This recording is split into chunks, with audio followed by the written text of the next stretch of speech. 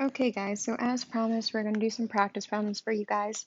So I'm going to start with NMR, just do a couple of them. You guys can always screenshot at the end if you can't write this fast. Some of these should have been from your guys' practice problems, so they should look a little bit familiar, but yeah. Okay, so for number 15, it's asking us for the following compound, how many different signals would you see in proton NMR? So the keyword here is proton NMR. So always do look for which NMR you're dealing with, CNMR or proton NMR. Okay, so is there any symmetry in this molecule? Right here. You guys might have said no, but it's kind of weird. There kind of is symmetry, and it goes kind of like this in the molecule. Why my thing doesn't want to work for me? I'm not sure, but close enough.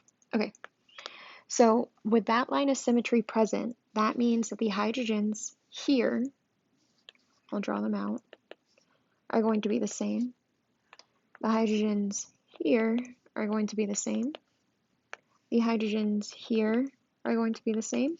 And the hydrogen out here will be its own signal. So this kind of makes sense, right? Because if we think about it, this hydrogen is connected to a carbon that has a double bond on one side and then a single bond on the other. Same thing with this one down here.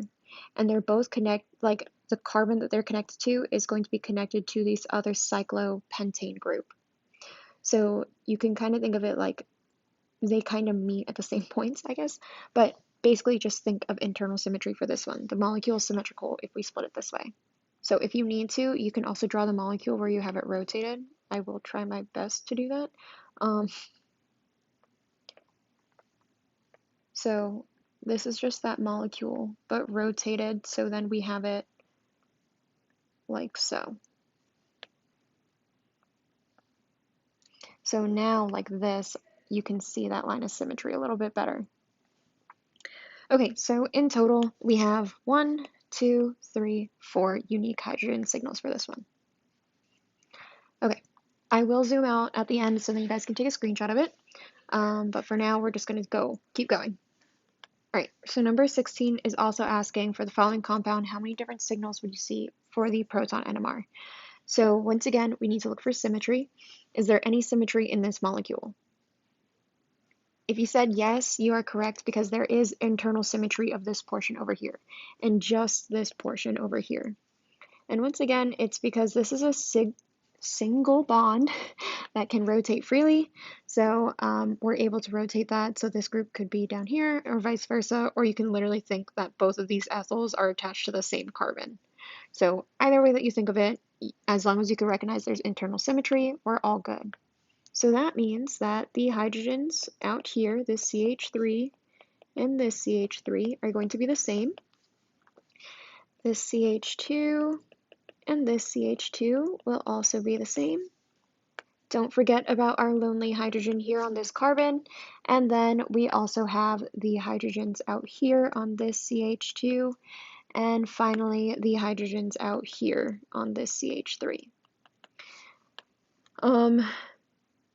And as we can see, there's no chiral center already present. I know usually when we see CH2s, that kind of makes us think, oh, are those enantiotopic or are they diastereotopic or what is their relationship?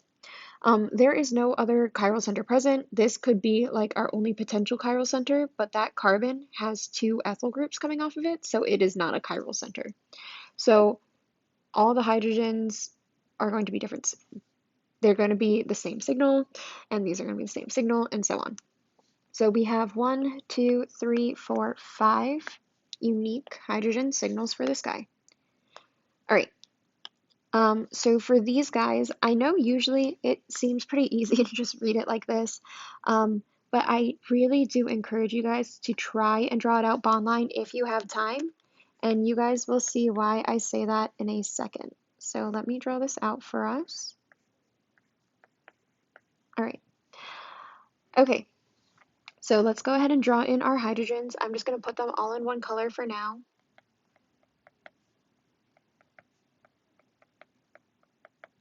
Okay. So the reason why I said to draw it out is because I want you guys to look at something. Is there a chiral center already present in this molecule? If you said yes, if you said yes, sorry, you are correct. This carbon here is a chiral center, right? This carbon has a hydrogen, it has a methyl, it has a bromine, and then it has this carbon with a chlorine. Sorry, I couldn't think of the group name, but basically it has this alkyl halide portion. Okay, so because it has 4 different groups bonded to it, that is a chiral center already present. So what does that tell us? If you said diastereotopic hydrogens, you are correct. These guys might be diastereotopic, so let's check it out. If, let's say, I swapped out this hydrogen here for Q, which is called our Q test. I know it's kind of weird to swap it out with a Q. Does this become a chiral center?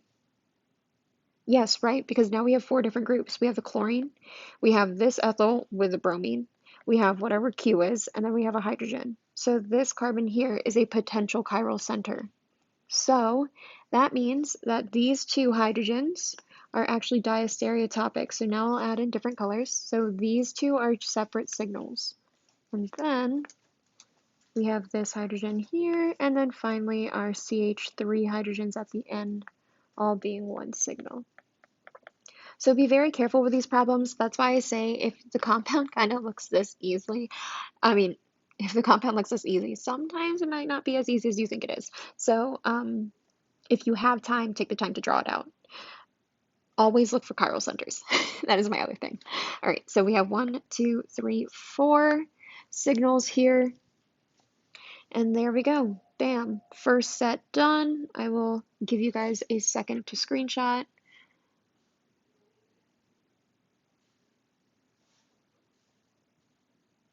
All right. Sorry for the awkward silence. Okay.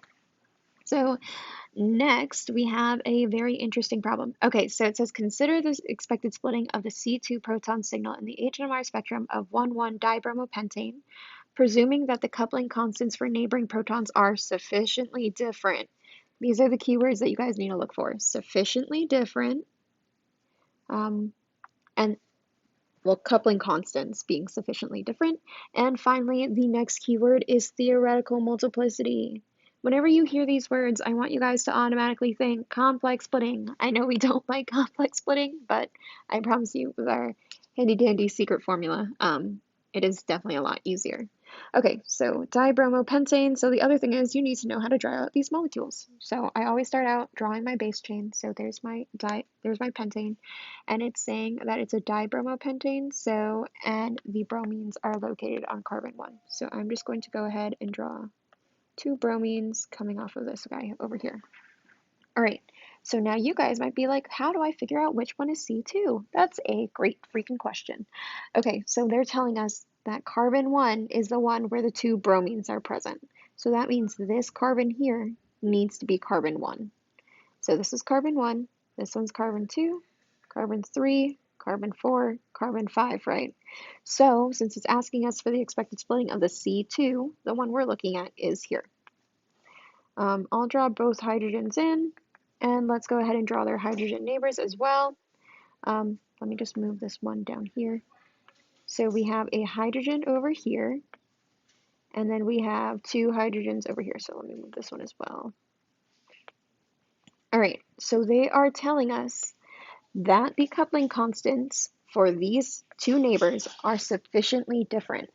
So we need to do our handy dandy special little formula. So N1 plus 1 times N2 plus 1.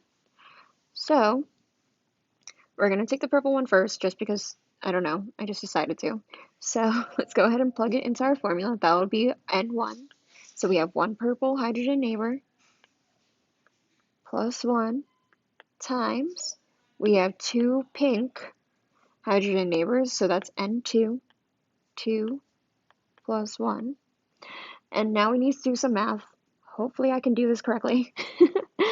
This is 2 times 3, so the theoretical multiplicity for this compound is going to be 6, or it will be a doublet of triplets, right? So remember the multiplication sign is of, and then this is, well, of course a doublet because it's 2, and this is a triplet because that's 3. Usually they'll ask you for it like this, but just in case they ask you on the exam, that is how we do the whole naming thing. It is not a sextet, it is a doublet of triplets, so just be careful with that in case they do throw it on there. Usually they don't, but you never know. Okay, so the next thing is asking us once again to talk about the expected Hmr spectrum, so that means these signals and then the splitting of said signals. So let's go ahead and look at this compound. All right, do we see any symmetry? Once again, always starting with symmetry. Yes, right down the middle. So right here. So let me go ahead and draw in our hydrogens. So the CH3s at the top are going to be the same. Sorry if this is really small. I'll zoom in a little bit more so you guys can see it better. Is there any hydrogen on this carbon? No, right? Because this carbon has a double bond over here and then 2 more bonds. So this one already has 4 bonds, so it does not have a hydrogen present. Okay, and then we have the ones over here on this CH2 right here. And then finally, we're at the end of a double bond. All right, so I hope you guys remember this from the review. Diastereotopic hydrogens, right? There were 2 situations. We have the ones with chirality centers, and then we have the ones with double bonds. So whenever you have hydrogens at the end of the double bond, I want you to think, oh, maybe they're diastereotopic. Let's check it out. All right, so I'm going to draw them like this for now and just label one HA and one HB. Okay, so if we call this one carbon 1 and this one carbon 2, first criteria, both hydrogens must be connected to the same carbon. HA and HB are both connected to carbon 1. Okay, so the next thing we need to do is see, are the groups the same on the other carbon? No, right? Because we have a methyl on one side and then the rest of the molecule on the other side. So these are not symmetrical groups. So since they are not the same groups on the other side, these two are going to be diastereotopic to each other. That means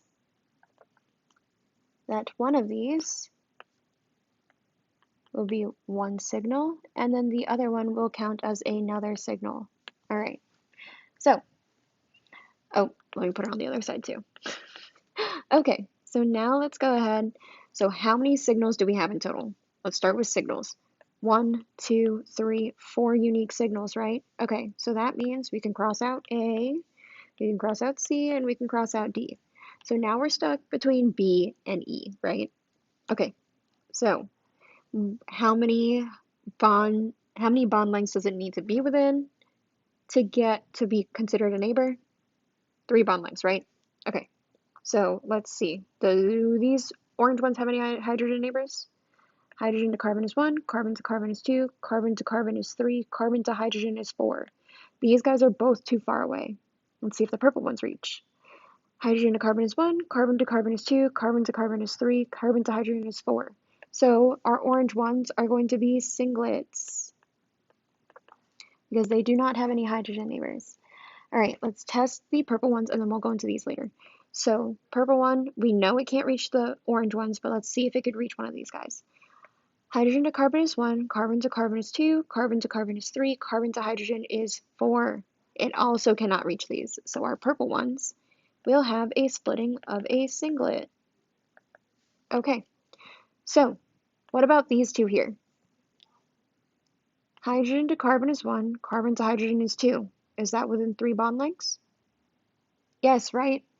So the blue one has a splitting of a doublet, and the pink one also has a splitting of a doublet. So our answer here is E.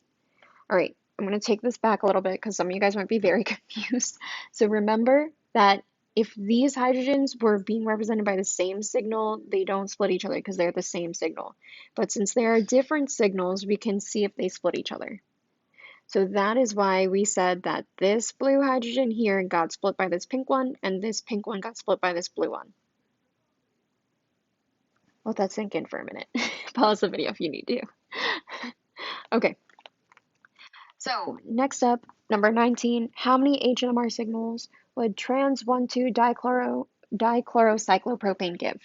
So, yes, you guys do need to know how to draw some things. So, cyclopropane, once again, draw out your base chain, which is a cyclopropane this time, so that is just our triangle, right? All right, so I'm going to draw this with dashes and wedges, and I'll also draw it as like the ups and downs, where it's just like sticks. Because for me, the ups and downs makes more sense, but I know some people don't understand that method, which is perfectly fine. Everybody learns different. So the key here is knowing that the two chlorine groups are trans to each other. So I'm going to draw this first chlorine wedged, and this chlorine down here dashed. So if you guys want, I'll draw in all the hydrogens. I'll do them in pink. Hydrogen, and then we know we have a wedged hydrogen and a dashed hydrogen. Okay. I'm going to draw it in the planar fashion over here.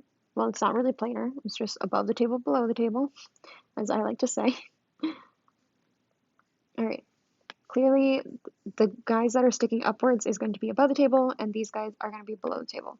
So chlorine, chlorine, because once again, one is above the table, one is below, because they are trans. Okay, and then our hydrogens.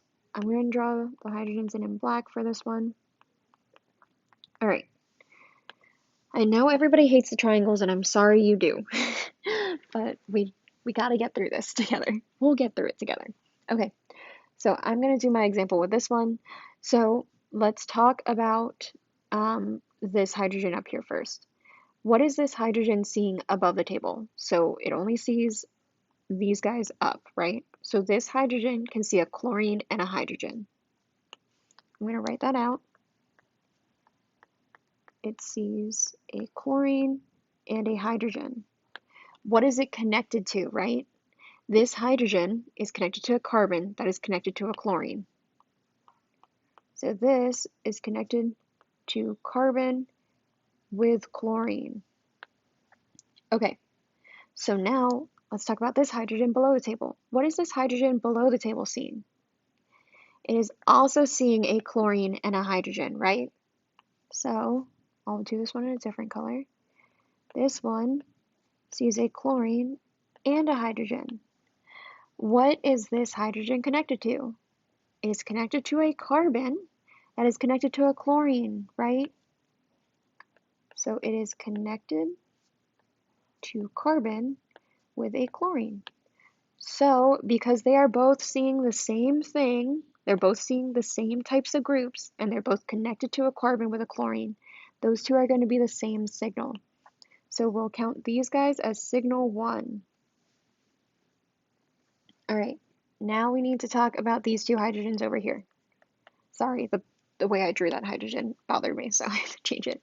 Okay, so let's talk about this hydrogen up here really quick. What is this hydrogen up here seeing? It's seeing a hydrogen and a chlorine, right? So let's do this in a different color. Sees H and Cl. What is it connected to? This hydrogen is connected to a carbon that is connected to a hydrogen, right? So this one is connected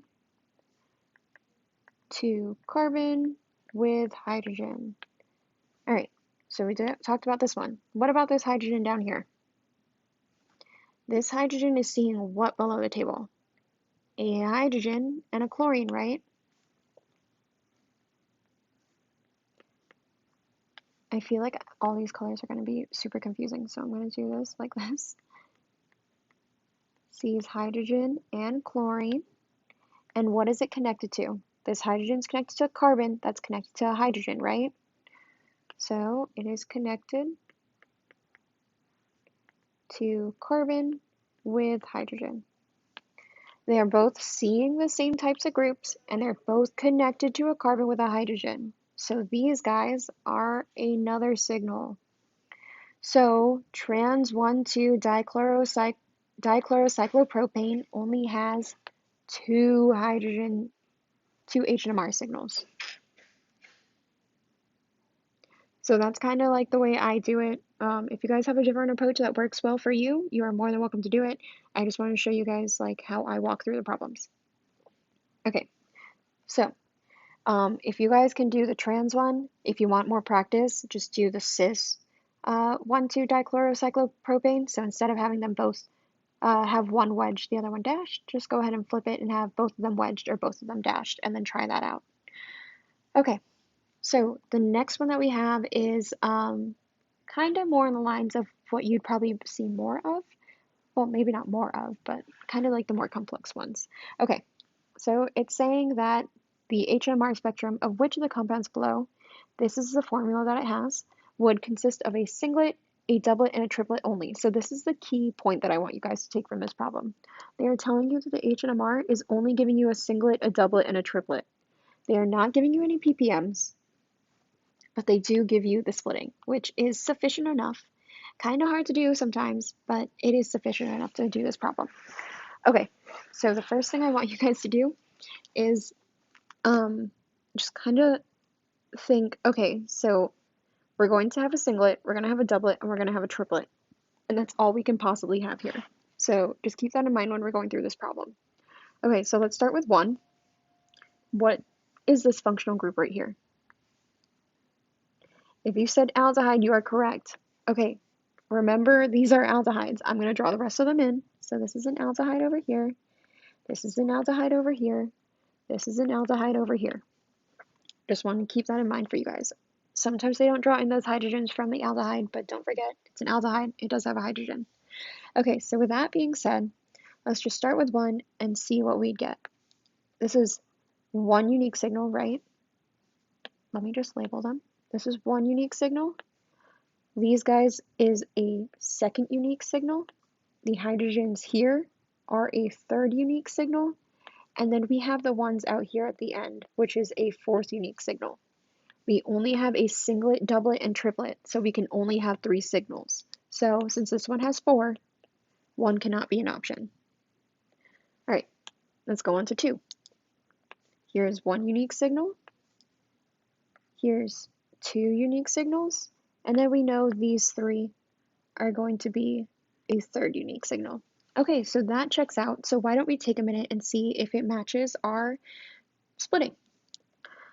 Okay, so these 3 over here will be a singlet, right? Because if we think about bond lengths, hydrogen to carbon is 1, carbon to carbon is 2, carbon to carbon is 3, carbon to hydrogen is 4. The orange ones are 4 bond lengths away, so this guy will be a singlet. So that one's okay. I'm just going to put S. But what about this guy here? It can't get split by the purple ones, right? But can it get split by the aldehyde? Let's see. Hydrogen to carbon is 1, carbon to carbon is 2, carbon to carbon is 3, carbon to hydrogen is 4.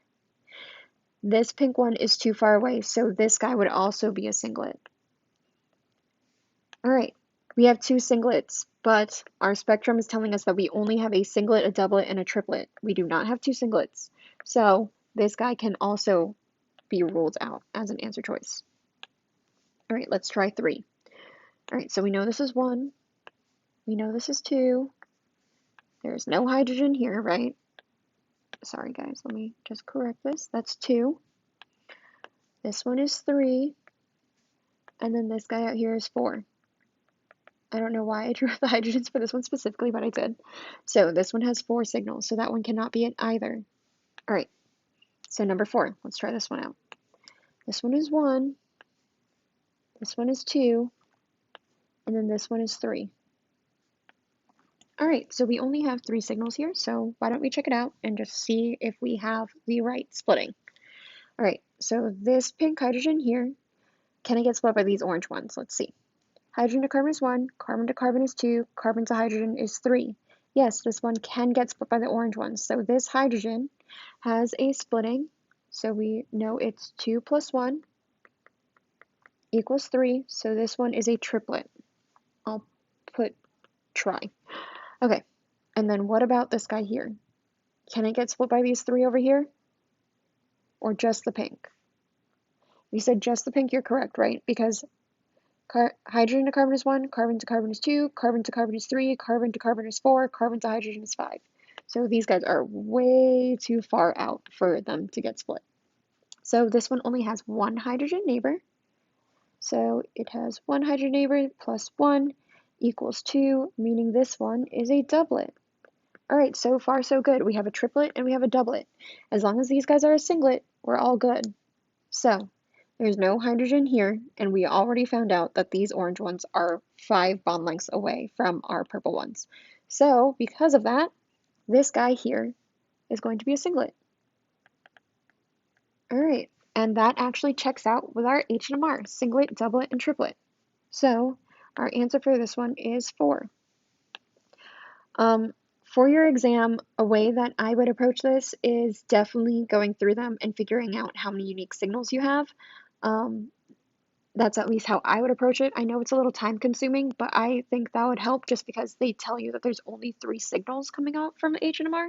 So we were able to rule out 1 and 3, and we also would have been able to rule out 5, and I'll show you guys why.